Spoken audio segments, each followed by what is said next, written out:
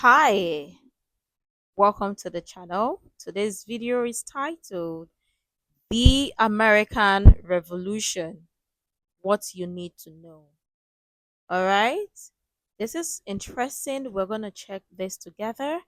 And yeah, I would love your thoughts and your contribution in the comments below as well. Let's dive right into the video. This video is brought to you by Captivating History. The American Revolution refers to a seismic moment in history. First, because of the Oh, sorry, what's that? fact it led to the Let me take formation. it back again. Sorry. This video is brought to you by Captivating History. The American Revolution refers to a seismic moment in history. First, because of the fact it led to the formation of the United States, a country whose economic and military power has been felt across the world. The Massachusetts Minutemen who fired the shots heard around the world at Lexington and Concord likely had little idea of the eventual influence that their rebellion against British taxation would have. Secondly, the causes that the revolution came to represent: liberty, representation, freedom, and independence laid the foundations for social democracies for the following centuries. Famous figures such as George Washington, Thomas Jefferson, and John Adams could not have foreseen the almost holy reverence with which their words have been treated since. While the effects of the revolution may not have been immediately revolutionary, it's clear that the 13 colonies' struggle for independence from British rule has had a significant and lasting impact. As with any revolutionary moment, it's vital to take a step back and examine the causes and progression leading up to the eventual British surrender in 1783. Most studies of the American Revolution trace its beginnings to the 7 Years' War, 1756 to 1763, a conflict with the French over territory that ended with a British victory. The 7 Years' War solidified Britain's stance as the most dominant European country in the world, as it gained vast tracts of land in the process. However, as Britain tried to increase control of its American colonies in a variety of ways, colonists began rebelling. The expensive conflict had led to new and unpopular taxes. The British government attempted to raise revenue by taxing the colonies, first with the Stamp Act of 1765, and then with the Townshend Acts of 1767 and the Tea Act of 1773. This led to increasing resentment. The colonists felt Wait, did I see tax on tea? Or the tea has a different meaning? There should be meaning. That should be an abbreviation, right? I hope that is an abbreviation. of 1767 and the Tea Act of 1773. This led to increasing resentment. The colonists felt that these taxes were unfair since they were being taxed without any representation in Parliament. The growing protests posed a simple question: why didn't the colonists have the same rights as British subjects? Two events in Boston in the early 1770s fanned the flames of resentment further. First, in 1770, colonial resistance was met with violence at the Boston Massacre, in which British soldiers killed 5 men after opening fire at a protesting mob. Second, in 1773, in response to the Tea Act, a group of Bostonians boarded British ships and dumped 342 chests of tea into Boston Harbor. Please, tea. Yeah, what does tea mean? I would love to know the meaning of tea. The Tea Act. What does it mean? Someone please explain to me, right? I would also do my findings to learn about it as well, but I also love you to share that so we can learn. Maybe someone else who don't have an idea might also learn from you as well. Makes sense. These acts were catalysts for more resentment, as a vicious circle of retaliatory punitive measures from the British government only served to further enrage the colonists. Massachusetts and the New England area was now seen as a hotbed of rebellion, and the stage was set for an escalation into war. A group of delegates decided to meet in September 1774 to see what could be done about the situation. The First Continental Congress included the likes of George Washington from Virginia, as well as John and Samuel Adams from Massachusetts. They did not demand independence at this first meeting, but they did issue a declaration of the rights due to every citizen, including life, liberty, property, assembly, and trial by jury. a forerunner for what would come later. They were frustrated by taxation, but also at the continued British military presence in the colonies, an issue that would rear its head very soon. They agreed to meet for a second Congress. In the convening time between Congresses, war broke out. On April 18, 1775, British soldiers marched to Concord to seize an arms cache that had been stockpiled by colonial militiamen. The two sides clashed at the Battle of Lexington and Concord, marking the first formal battle of the Revolutionary War. It was from this night that we also get one of the great tales and heroic figures of the Revolution, that of Paul Revere and the other men riding through the night to sound the alarm and prepare the Massachusetts militia. By the time the Second Congress met in the summer of 1775, with new additions such as Benjamin Franklin and Thomas Jefferson, anti-British views were entrenched. They voted to raise a continental army, with Washington as commander-in-chief. Thus began a series of battles throughout the fall and winter, starting with the Battle of Bunker Hill in Boston. Though it was a victory for the British, these early skirmishes actually supplied encouragement for the lowly colonial forces, giving them inspiration for the fight ahead. With more trouble brewing, as early battles didn't bring any conclusive victories on either side, the colonists cemented their position on July 4, 1776, when they voted to adopt the Declaration of Independence. This momentous document was the first time a nation's people formally asserted their right to choose their own government. It was drafted by a 5-man committee, but the primary author was Thomas Jefferson. His 5-man committee? Wow, how powerful were they? first time a nation's people formally asserted their right to choose their own government. It was drafted by a 5-man committee, but the primary author was Thomas Jefferson. His famous words in the preamble read, "We hold these truths to be self-evident, that all men are created equal, that they are endowed by their Creator with certain inalienable rights, that among these are life, liberty, and the pursuit of happiness, that to secure these rights, governments are instituted among men, deriving their just powers from the consent of the governed." Herein lies the essence of the lasting impact of the American Revolution. These words, influenced by Enlightenment ideas, were a far cry from the European model of absolute monarchy. Though, of course, we know that this statement, in fact, referred to a small fraction of the population of the colonies. Women, men without property, and slaves were all not considered to share these inalienable rights. Nevertheless, this was the revolutionary beginning of what would be a long. But why? All. Equal means all, right? Equal. All. So why? I mean, we're talking about like far back, but like if we're talking about equal is supposed to be all, right? Right. Let me take it back a bit.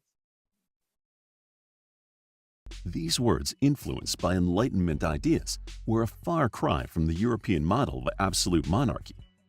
Though, of course, we know that this statement, in fact, referred to a small fraction of the population of the colonies. Women, men without property, and slaves were all not considered to share. That to secure these rights, governments are instituted among men, deriving their just powers from the consent of the governed.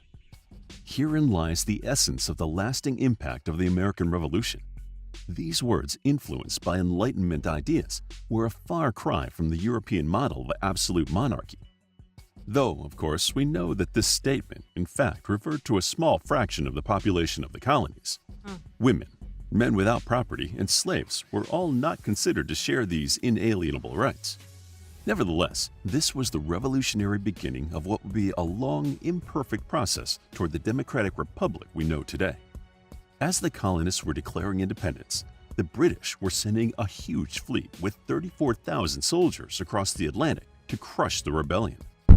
After this point, the Revolutionary War settled into a pattern of wins, losses, and stalemates for the next several years. Military history enthusiasts can enjoy the tales of Washington retreating across the Delaware River before launching a surprise attack on Christmas night in the early stages of the war, or can reflect on the turning point through 1777-78 at Saratoga. The American victory at Saratoga was crucial as it paved the way for France, Wait, sensing British is weakness. this the New Orleans one? Come across a video about the New Orleans one. I'm sorry, I'm taking it back. But I think I got lost somewhere. Sending a huge fleet with 34,000 soldiers across the Atlantic to crush the rebellion. After this point, the Revolutionary War settled into a pattern of wins, losses, and stalemates for the next several years. Military history enthusiasts can enjoy the tales of Washington retreating across the Delaware River before launching a surprise attack on Christmas night in the early stages of the war, or can reflect on the turning point through 1777-78 at Saratoga. The American victory at Saratoga was crucial as it paved the way for France, sensing British weakness, to enter the war on the colonist side. Mm. What had been a civil war now became an international conflict.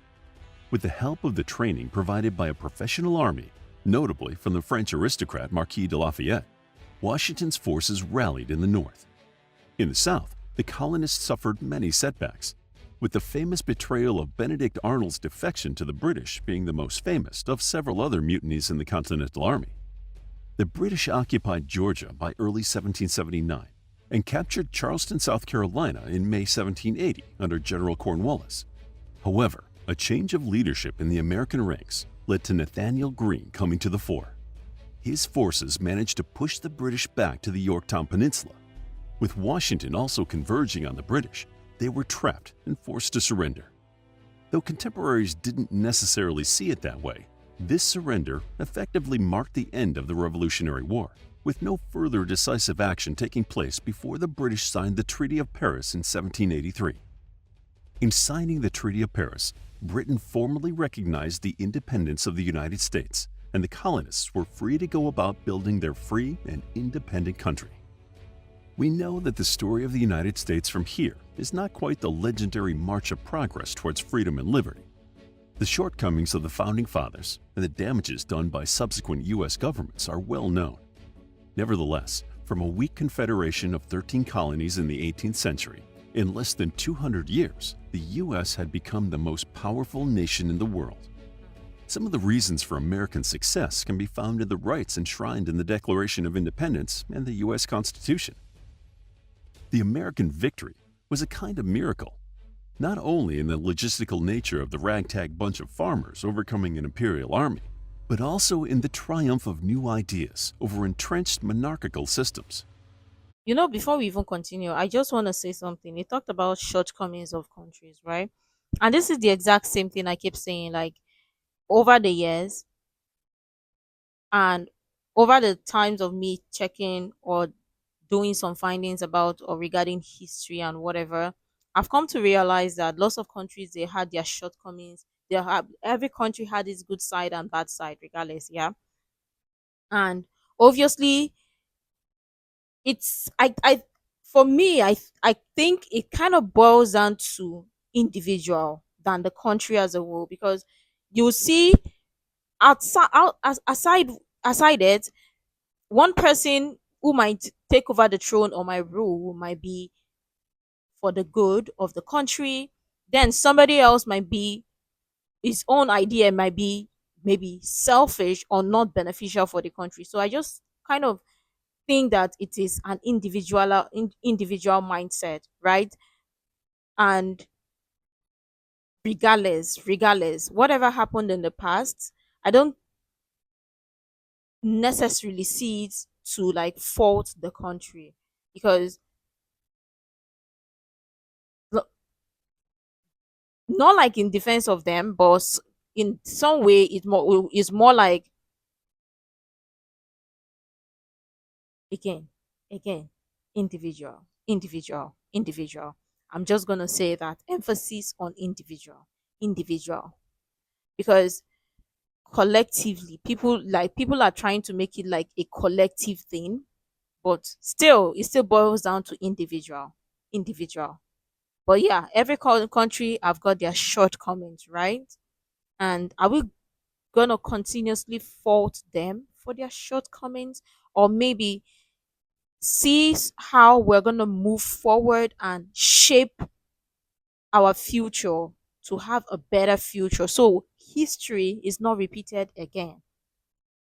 Because no matter how we want to complain or talk about history, history, is the past. And we just have to learn so it's not repeated again, if that makes sense, right? But I still think it's just like an individual thing because obviously they are good and the bad. Yeah. We have good people and bad people. And sometimes the bad ones would infiltrate the good ones to cover the good deeds of what the good ones have done. So people don't even focus on the good, they focus more on the bad, which but again, every country have got their shortcomings, right? And history is good to learn regardless. So you just update your mind, refresh your mind on things. A new kind of politics and new ways of thinking have been born in history's greatest experiment, the United States. Mm, To learn more about the American Revolution, then check out our book, The American Revolution, a okay. captivating guide to the American Revolutionary War and the United States of America's struggle for independence from Great Britain. It's Mm, available as an ebook, paperback, and audiobook. Also, grab your free Mythology Bundle ebook for free while still available. All links are in the description. If you enjoyed the video, please hit the like button and subscribe for more videos like this. thank you. Thank you. Thank you. So back to what we were saying, all of this still boils down to individual, right? Because most of the time it's an individual that might just come and change something because they want it to fit where they're coming from. And it's the same thing we see repeated now where people will be like, okay,